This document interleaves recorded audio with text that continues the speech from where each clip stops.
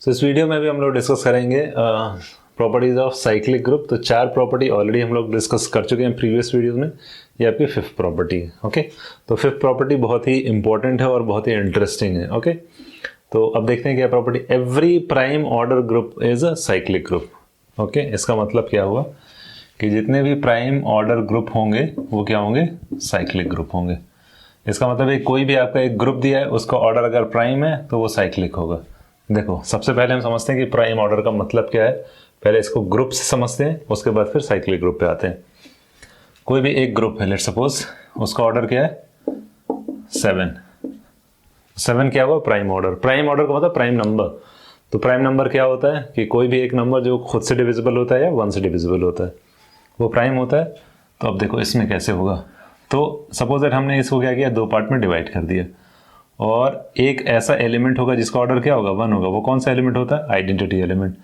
बाकी जो remaining element होंगे 6 एलिमेंट, ये 6 एलिमेंट है, इसका ऑर्डर क्या होगा, 7 होगा।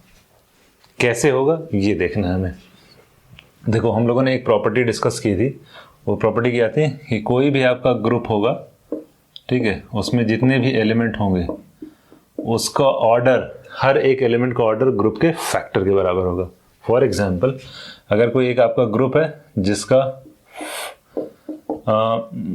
ऑर्डर क्या है आपका 8 है, तो इसमें कौन कौन से आ सकते हैं फैक्टर, 1 2 4 8। तो 1 तो आइडेंटिटी को चला जाएगा, यानी ये तो हो जाएगा आइडेंटिटी का जो है ऑर्डर। बाकी एलिमेंट का ऑर्डर आइदर 2 4 8 इन्हीं में से किसी ना किसी का होगा। ओके, तो अब देखो यहाँ आती है, यही सेम थियरम यहाँ अप्लाई करते हैं, प्रॉपर्टी यहाँ अप्लाई करते हैं। कोई एक ग्रुप है जिसका ऑर्डर 7 है, तो इसके फैक्टर क्या क्या हो सकते हैं, 1 और 7।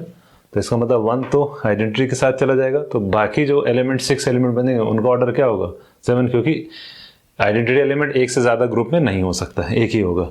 और मोर देन 1 एलिमेंट अगर किसी ग्रुप में प्रेजेंट है तो आइडेंटिटी एलिमेंट कभी भी जनरेटर नहीं होगा। खैर, जनरेटर पर नहीं आते हैं अभी। तो ये क्या होगा आपका, 6 एलिमेंट ऐसे होंगे जिनका ऑर्डर 7 होगा।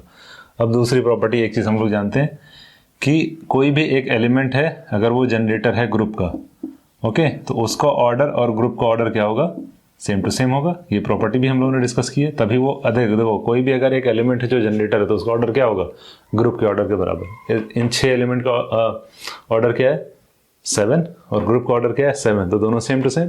इसका मतलब कोई भी एक ऐसा ग्रुप जो कि प्राइम ऑर्डर है, तो उसमें अगर पूछा जाए कितने नंबर ऑफ एलिमेंट ऐसे होंगे जो जनरेटर होंगे, देख लो एक ऐसा ग्रुप, ओके, उसका ऑर्डर क्या है, लेट्स सपोज P। तो P का मतलब नंबर ऑफ एलिमेंट कितने, P हैं, और P यहाँ हम एज्यूम कर लें कि ये आपका प्राइम ऑर्डर है। ओके, ये जो हम डिस्कस करने जा रहे हैं ये प्राइम ऑर्डर है। P क्या है, प्राइम ऑर्डर। मतलब प्राइम ऑर्डर का मतलब ये आपका 3 हो सकता है, 5 हो सकता है, 7 हो सकता है, 9 नहीं हो सकता क्योंकि 9 प्राइम नहीं है, 11 13 ये सारे प्राइम है। तो हम ऐसे ग्रुप लिए हैं जिनका ऑर्डर क्या है, प्राइम। तो इसको अगर हम 2 पार्ट में डिवाइड करेंगे तो एक एलिमेंट का ऑर्डर क्या आ रहा है आपका, order of E which is equals to 1। बाकी रेस्ट ऑफ द एलिमेंट कितने बचे, अगर 1 E को चला गया आइडेंटिटी को, तो रेस्ट ऑफ द एलिमेंट क्या आ जाएंगे, P-1। तो P-1 एलिमेंट बचेंगे जिनका ऑर्डर क्या होगा, ग्रुप के ऑर्डर के बराबर। तो इस प्रॉपर्टी के अकॉर्डिंग वो सारे एलिमेंट क्या होंगे, जनरेटर होंगे। तो आपको अगर क्वेश्चन आ गया फॉर एग्जाम्पल कि एक ग्रुप है जिसका ऑर्डर क्या है, लेट्स सपोज 13, तो उसमें नंबर ऑफ जनरेटर कितने होंगे, उसमें नंबर ऑफ जनरेटर कितने देंगे, P-1 which is nothing but 13-1 which is equals to 12। Fine, तो 12 ऐसे एलिमेंट होंगे इस पर्टिकुलर इसमें ग्रुप में जो जनरेटर होंगे। फाइन, तो ये हो गई जनरेटर की कहानी और साइक्लिक। अब देखो, कोई भी एक ऐसा ग्रुप होगा जो कि प्राइम ऑर्डर होगा, कोई भी एक ग्रुप जिसका ऑर्डर प्राइम होगा वो हमेशा क्या होगा, साइक्लिक होगा। क्यों, क्योंकि देख लो ये हम लोग डिस्कस किया कि मतलब अगर कोई ग्रुप है उसका ऑर्डर अगर प्राइम है तो P-1 जनरेटर मिल गया है, तो हमें अगर कोई एक जनरेटर मिल गया तो वो तो साइक्लिक हो गया। यहाँ कितने मिल रहे हैं, बहुत ज़्यादा, दैट मीन्स P-1 जनरेटर्स मिल रहे हैं हमको। P-1 अगर एक ही जनरेटर मिल गया that is more than enough, उसको कहने के लिए वो साइक्लिक है।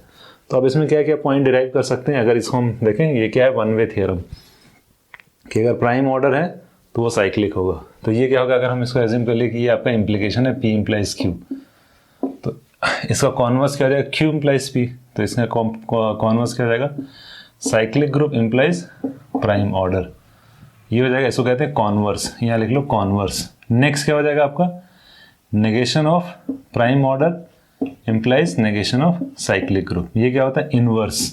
तो यहाँ लिख लेते हैं, ये क्या आपका कॉन्वर्स। खैर ये हम लोग कई बार डिस्कस कर चुके हैं तो आई थिंक याद होगा। इसको क्या कहते हैं, इनवर्स।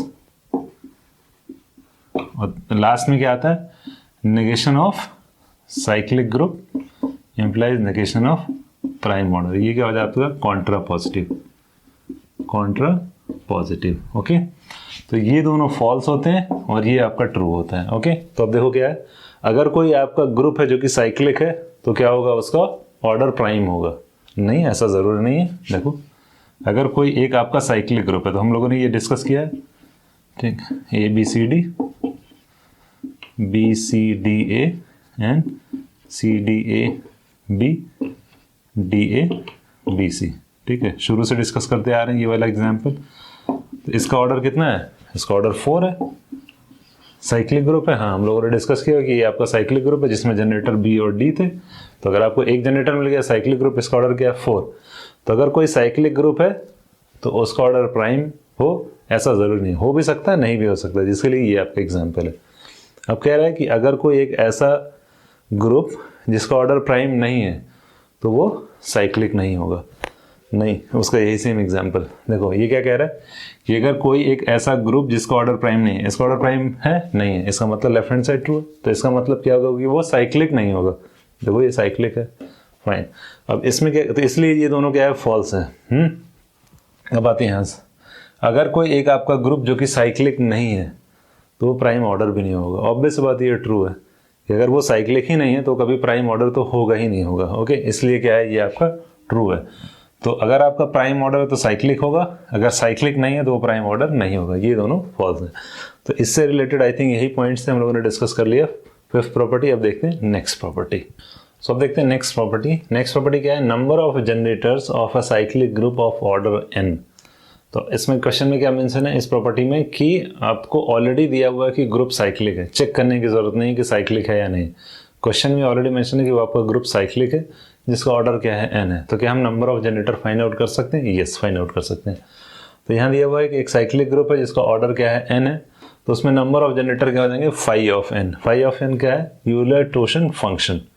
तो यूलर-टोशन फंक्शन का मतलब क्या होगा कि कोई भी आपका अगर साइक्लिक ग्रुप दिया हुआ जिसका ऑर्डर n है तो किसी भी इंटीजर को हम क्या करेंगे, उसको प्राइम फैक्टराइजेशन इसका लिख देंगे। तो n को हम लिख सकते हैं p1 n1 multiplied by p2 n2 and so on multiplied by pr, let's suppose nr ले लिए कि इस n का हमें प्राइम फैक्टर, यानी ये भी एक प्राइम वैल्यू होगी, ये भी प्राइम वैल्यू होगी, उस पर पावर भी हो सकता है। खैर अभी एक न्यूमेरिकल लिखेंगे, सॉल्व करेंगे तो ये अपने आप फॉर्मूला क्लियर हो जाएगा।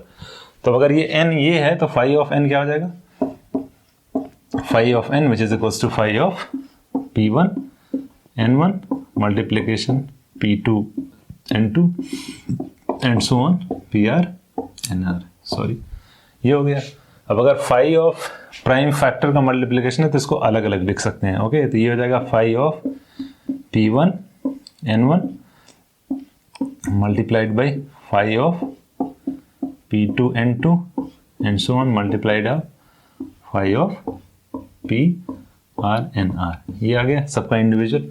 अब हमें ये पता करना है कि phi of p to the power n होता क्या है। तो phi of p to the power n, इसका फॉर्मूला होता है p to the power n and minus p to the power n minus 1। यही फॉर्मूला सबसे इंपॉर्टेंट है, इसी का हमें यूज करना है। ये n माइनस 1, ये माइनस 1 n के साथ है। तो ये तो हो गया फॉर्मूला। ठीक है, डायरेक्टली आप इसको याद भी कर सकते हैं या स्टेप बाय स्टेप इसको समझ सकते हैं कि अच्छा कि अगर कोई भी एक साइक्लिक ग्रुप है उसका जनरेटर n है तो उसमें नंबर ऑफ जनरेटर क्या होंगे, फाई ऑफ n। तो फाई ऑफ n, यहाँ n क्या सेम वही ऑर्डर, इसका प्राइम फैक्टराइजेशन कर लेंगे और उसके बाद क्या करेंगे, उस पर यूलर-टोशन फंक्शन अप्लाई करेंगे। तो इसको इंडिविजुअली भी लिख सकते हैं। अब एक एग्जांपल ले लेते हैं और फाई ऑफ इसको p1 ऑफ n1 अगर कैलकुलेट करना होगा तो इस फॉर्मूले से हम कैलकुलेट कर लेंगे। अब लेट्स सपोज आपको क्वेश्चन दे दिया कि आपका ऑर्डर ऑफ साइक्लिक ग्रुप क्या है, ये जी का मतलब cyclic group which is equals to 60। Okay, तो अब यहाँ टोटल एलिमेंट कितने हैं, 60। इसमें कितने जनरेटर होंगे ये हमें फाइंड आउट करना है।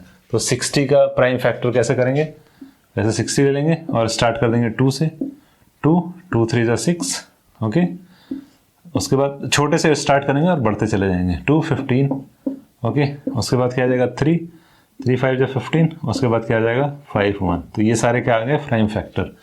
तो अगर इसको हम लिखेंगे तो जैसे यहाँ पे है तो ये क्या हो जाएगा, which is equals to 5 of 2 square. देखो क्योंकि ये 2 है तो 2 इंटू 2 क्या आ जाएगा 2 स्क्वायर, तो इसको हम एक साथ एसोसिएट कर दिए, multiplied by 5 of 3 and multiplied by 5 of 5। अब 5 ऑफ 2 स्क्वायर यहाँ देख लो, 5 ऑफ 2 स्क्वायर, 5 ऑफ 2 स्क्वायर क्या आ जाएगा 2 टू द पावर n क्या है यहाँ पे 2 minus 2 to the power n minus 1, 2 minus 1 which is equals to 4, 2 minus 1 1 2, तो क्या आ जाएगा यहाँ पे 2 आ गया। तो इसकी वैल्यू क्या आ गई 2 मल्टीप्लाइड बाई 5 ऑफ 3 कैलकुलेट कर लेते हैं। तो 5 ऑफ 3 कितना हो जाएगा 3 to the power 1 minus 3 to the power 0 which is equals to 2, क्योंकि 3 माइनस 1 2 हो जाएगा, ये 2 आ गया, multiplied by 5 of 5 which is equals to 5 to the power 1 minus 5 to the power 0 which is equals to 5 minus 1 4, तो क्या आ रहा है 4, तो क्या आ जाएगा 2 इंटू 2 इंटू 4, तो कितना हो जाएगा 2 इंटू 2 4, 4 इंटू 4 16। तो टोटल नंबर देखो ये ऑर्डर दिया हुआ है इस साइक्लिक ग्रुप का 16, तो इसमें नंबर ऑफ जनरेटर कितने आ रहे हैं 16 आ रहे हैं। तो इस फॉर्मूले का मतलब ठीक है, अगर आपको ये डेरिवेशन नहीं समझ आ रहा कोई बात नहीं, लेकिन अगर क्लियर है तो ईजी है। और लेकिन सबसे इंपॉर्टेंट फॉर्मूला ये है कि सिंपली जो भी आपको ऑर्डर दिया रहेगा उसका क्या करेंगे प्राइम फैक्टराइजेशन। देखो हमने प्राइम फैक्टराइजेशन कैसे 2 3 5 ये लिया हुआ है, यहाँ 6 और 8 नहीं आएगा उसका फैक्टर, हमेशा क्या करेंगे उसको प्राइम फैक्टराइजेशन जो भी पावर मिले, यहाँ 2 द पावर 2 है, 3 भी हो सकता है, 6 भी हो सकता है, 7 भी हो सकता है, कुछ भी हो सकता है। तो सिंपली क्या करेंगे इस फॉर्मूले की हेल्प से कि 5 of p to the power n, जैसे यहाँ 5 ऑफ 2 स्क्वायर कैलकुलेट किए हैं, यहाँ सब्स्टिट्यूट करेंगे, वैल्यू लेंगे और मल्टीप्लाई कर देंगे, तो एट द एंड हमको रिजल्ट आ जाएगा। सो अब देखते हैं ठीक है एक और प्रॉपर्टी, यहाँ पे क्या लिखा है, if a is generator of a cyclic group G, okay, जिसका ऑर्डर जो है आपको गिवन है, जिसकी ऑर्डर क्या है n, implies that if A is generator of cyclic group, then A to the power x is also generator. If and only if a GCD of x comma n which is equals to 1, greatest common divisor of x comma n which is equals to 1. इसको ये भी कहते हैं relatively prime, खैर आते हैं उस पर भी हम देखते हैं। तो इसका मतलब क्या हुआ कि लेट सपोज हमने जो अभी प्रीवियस एग्जांपल डिस्कस किया हुआ है उसमें क्या था, आपका एक ऑर्डर ऑफ ग्रुप दिया हुआ है जिसकी वैल्यू क्या थी 60, ओके, तो उसमें टोटल कितने जनरेटर आए थे 16 जनरेटर आए थे।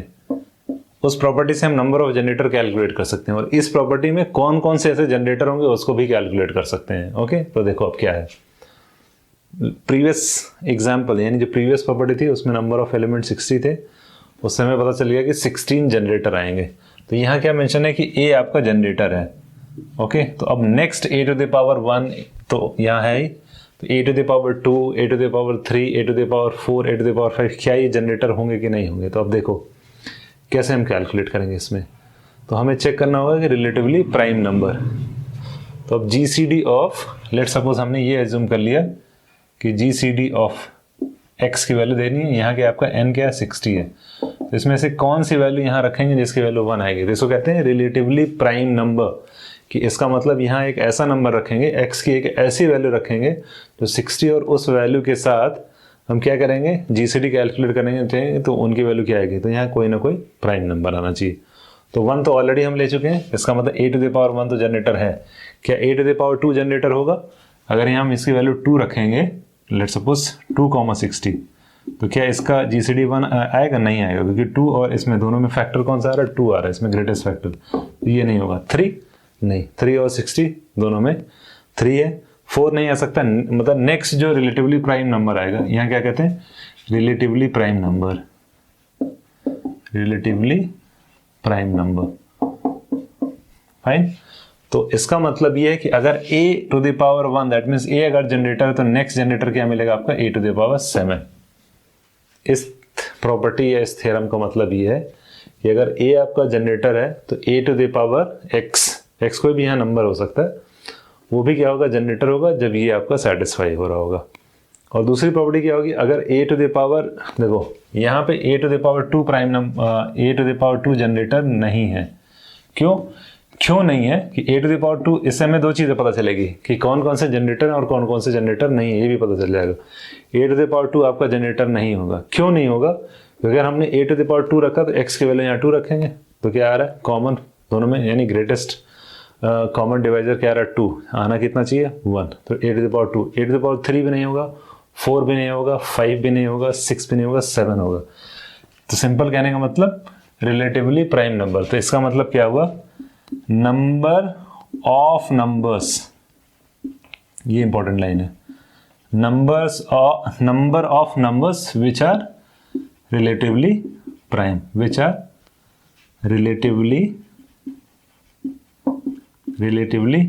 Prime with n, okay, relatively prime with n, n का मतलब यहाँ हमने 60 एग्जाम्पल लिया हुआ, तो वो सारे नंबर है। नेक्स्ट एग्जाम्पल क्या हो सकता है, a⁴11, नेक्स्ट क्या हो सकता है a⁴13, ऐसे ही 17 एंड सो ऑन। कितने आएंगे टोटल कितने आएंगे, 16 आएंगे। इस प्रॉपर्टी का सिंपल मतलब ये था कि अगर आपको पता है कि कोई एक साइक्लिक ग्रुप है, तो ऑब्वियस बात आपको पता होगा कि अगर आपको ये मालूम है कि ए आपका जनरेटर है, ये पता होना चाहिए, एक जनरेटर आपको मालूम होना चाहिए। ऐसा नहीं कि हम कोई भी जनरेटर एज्यूम करके करेंगे, नहीं, अगर आपको पता है कि ए आपका जनरेटर है तो उसकी जो है हेल्प से हम बाकी जनरेटर निकाल सकते हैं। तो अगर आपको एक ग्रुप दिया हुआ है जो कि साइक्लिक है, उसका ऑर्डर 60 है, तो प्रीवियस प्रॉपर्टी से क्या करेंगे, नंबर ऑफ जनरेटर कैलकुलेट कर लेंगे। अब उसके बाद तो इस एग्जाम्पल के लिए 1 और 60 के बीच में जितने भी रिलेटिवली प्राइम नंबर होंगे, number of numbers which are relatively prime of 1, n, और यहाँ क्या था 1, 60 इस पर्टिकुलर एग्जाम्पल के लिए।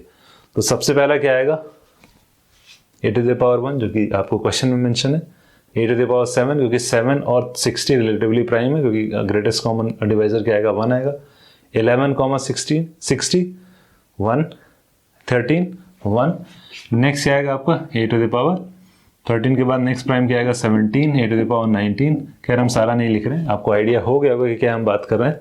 एक बार और लास्ट, क्योंकि ये लास्ट प्रॉपर्टी है, फाइनल हम बता दे रहे हैं कि अगर आपको दिया हुआ है क्वेश्चन में कि ए आपका जनरेटर है, उसके बाद पूछ रहा है कि a⁴x कौन से पावर पे ये जनरेटर होंगे, बस खाली ये चेक करना कि इस पे सारी वैल्यू सब्स्टिट्यूट करके, क्योंकि अगर आपको ग्रुप का ऑर्डर दिया हुआ है साइक्लिक ग्रुप का, तो इससे हम पता कर लेंगे प्रीवियस, यानी इन दोनों को कंबाइन करना पड़ेगा, प्रीवियस प्रॉपर्टी से number of generator find out कर लेंगे, वो आ गया 16 इस पर्टिकुलर एग्जाम्पल की बात करें। और उसके बाद GCD कैलकुलेट करेंगे, हमें पता चल जाएगा और उसको हम लिखते चले जाएंगे। कहाँ तक लिखना है, 1 और 60 के बीच में जो भी रिलेटिवली प्राइम होगा, क्योंकि हमें पता है ना 16 है तो 16 से ज़्यादा हो नहीं सकता, तो 1 से 60 के बीच में जितने भी रिलेटिवली प्राइम है वो सारे लिख देंगे, वो हमें फाइनल आंसर मिल जाएगा। ओके, सो हम लोग डिस्कस करते हैं लास्ट प्रॉपर्टी। ये एकदम लास्ट प्रॉपर्टी है, इसी से मिलता जुलता है, तो ठीक है इसको डिस्कस कर लेते हैं। तो देखो क्या है, नंबरिंग क्या है इसकी, आई थिंक 7th और 8th, इसको नंबर कर लेना, मुझे याद नहीं नंबरिंग। तो ये आपका क्या है, एक साइक्लिक ग्रुप है जिसका ऑर्डर दिया हुआ है n, और एक एलिमेंट है t जो इस साइक्लिक ग्रुप से बिलोंग कर रहा है, और यहाँ a क्या है आपका जनरेटर है, तो क्या हम t को a⁴ इंटीग्रल फॉर्म, यहाँ x क्या आपका इंटीजर ऐसे लिख सकते हैं, ऑलरेडी हम लोग डिस्कस कर चुके हैं कि अगर आपका कोई एक एलिमेंट है जो कि साइक्लिक ग्रुप का पार्ट है, तो उसको हम क्या कर सकते हैं, जनरेटर के पावर पे लिख सकते हैं। तो अगर ऐसा है तो उसका हम ऑर्डर भी कैलकुलेट कर सकते हैं इस पर्टिकुलर प्रॉपर्टी से। तो ऑर्डर ऑफ टी क्या आ जाएगा, ऑर्डर ऑफ a⁴x, देखो ऑर्डर ऑफ टी क्या होगा, order of a⁴x which is equals to n upon GCD of x, n, जहाँ n क्या है साइक्लिक ग्रुप का ऑर्डर। तो एक न्यूमेरिकल एग्जाम्पल डिस्कस करते हैं। देखो अगर हमारे पास एक ग्रुप है साइक्लिक ग्रुप जिसका ऑर्डर लेट्स सपोज 20 है, ओके, हमने एक एलिमेंट ले लिया t, ओके, तो t को हम लिख सकते हैं, ठीक है, order of t which is equals to let's suppose order of a⁴6 हमने लिख दिया, ठीक है। तो अब हमें ये चेक करना है कि इस t का ऑर्डर क्या होगा। तो यहाँ a क्या है, a आपका क्या है जनरेटर, तो किसी भी साइक्लिक ग्रुप, यानी कोई भी एक साइक्लिक ग्रुप है उसके एलिमेंट, यहाँ t क्या है, t belongs to that cyclic group G, देखो यहाँ लिखा हुआ है, तो उसको हम क्या कर सकते हैं, जनरेटर के किसी भी इंटीग्रल पावर में लिख सकते हैं। तो ऑर्डर ऑफ t क्या जाएगा, ऑर्डर ऑफ a⁴6, तो अब इसका ऑर्डर कैसे कैलकुलेट करेंगे, n क्या है यहाँ पे 20 अपॉन GCD ऑफ x की वैल्यू क्या है यहाँ पे 6 कॉमा n क्या है यहाँ पे 20। तो अब देखो 20 अपॉन 6 और 20 का ग्रेटेस्ट कॉमन डिवाइजर क्या होगा आपका 2 होगा, विच इज इक्वल्स टू क्या आ गया 10। तो इसका मतलब ये जो आपका a⁴6 दैट्स मीन जो एलिमेंट t है इसका ऑर्डर क्या आ जाएगा आपका 10 आ जाएगा। देखो ये जो हम लोगों ने प्रॉपर्टी डिस्कस की है कि अगर कोई a आपका जनरेटर है तो उसको हम a⁴x के फॉर्म में लिखेंगे, तो ये भी जनरेटर कब होगा, जब GCD of x, n which is equals to 1। हम यहाँ से जनरेटर फाइंड आउट कर रहे हैं, और प्रीवियस जो प्रॉपर्टी इससे पहले वाले डिस्कस किए उससे क्या कर रहे थे, number of generator. Number of generator पहले वाले से डिस्कस कर रहे थे, कैलकुलेट किया। इससे क्या कैलकुलेट किया, कौन कौन से जनरेटर होंगे। और इससे हम क्या कर रहे हैं कि हर एक एलिमेंट, जो भी इसमें एलिमेंट होंगे, ठीक है, आपके इस साइक्लिक ग्रुप के, उसके हम ऑर्डर भी कैलकुलेट कर सकते हैं। ओके, तो अब इसमें अगर कोई एक ऐसा एलिमेंट है जो जनरेटर, उसका ऑर्डर क्या होगा, उसका ऑर्डर तो वही होगा जो ग्रुप का ऑर्डर होगा। फाइन। अब देखो यहाँ एक इंपॉर्टेंट चीज़ कि किस तरीके से ये आपका जो a to the power x, अगर ए आपका जनरेटर तो a to the power x कैसे जनरेटर आ रहा है, तो a to the power x generator क्या होगा, जब GCD of x comma n जो होगा वो 1 होगा। तो देखो वही सेम चीज़ है, अगर इसकी जगह हम सब्सटीट्यूट कर दिए, यहाँ क्या आ जाएगा आपका 1 आ गया। तो यहाँ देखो order of t which is equals to order of a to the power x क्या हो जाएगा, एन। तो यहाँ क्या हो जाएगा, ये जनरेटर हो जाएगा, क्योंकि a to the power x generator कब होगा, जब उसका ऑर्डर एन के बराबर। तो अगर ग्रुप, साइक्लिक ग्रुप के ऑर्डर के ही बराबर आ गया तो ये क्या हो जाएगा, आपका जनरेटर हो जाएगा। लेकिन यहाँ क्या हो रहा है, यहाँ आपका GCD क्या है, जब GCD 1 होगा तभी होगा ये ऑर्डर। GCD अगर GCD ऑफ 6,20 आया था 2, तो इसलिए ये आपका इसका ऑर्डर क्या आ रहा है, 10 आ रहा है। तो 10 which is not equals to 20, तो ये आपका जनरेटर नहीं है। लेकिन अगर कोई एक एलिमेंट है, जैसे अभी हम लोगों ने डिस्कस किया था, लेट सपोज यहाँ क्या है आपका 60, चेक कर लेते हैं, ये आपका 60 है, फाइन। और यहाँ हमें लेट सपोज हमने लिख दिया ए टू द पावर 7, ये हमने एग्जाम्पल ले लिया। तो a to the power 7 which is equals to 7 comma, देखो ये कैसे आ रहा है, ये हम इरेज कर दे रहे हैं। तो इसका ऑर्डर कितना आ रहा है, देखो ये आपका टी आपका एक एलिमेंट है जो कि इस साइक्लिक ग्रुप से बिलोंग कर रहा है। और वही सेम एग्जाम्पल कि ऑर्डर ऑफ साइक्लिक ग्रुप क्या है, 60 है। तो इसमें हम ये ऑलरेडी चेक कर चुके हैं, ए टू द पावर 7 क्या था, जनरेटर था। तो देख लेते हैं ये फॉर्मूला वैलिड है कि नहीं। तो order of t which is equals to, इसको हम क्या लिख सकते हैं, ए भी जनरेटर था तो ए टू द पावर 7 भी के पावर में लिख रहे हैं। ओके, अब हमें चेक करना है कि ए टू द पावर 7 जनरेटर है कि नहीं। तो 60 अपॉन GCD ऑफ 7,20, तो 7,20 का GCD क्या होगा, 1। तो इसलिए इसका ऑर्डर देखो 60 आ गया। तो जितने भी जनरेटर होंगे उसका ऑर्डर क्या आएगा, 60 आएगा इस फॉर्मूले से। तो हम लोगों ने सारी प्रॉपर्टीज साइक्लिक ग्रुप की डिस्कस कर ली है। ओके।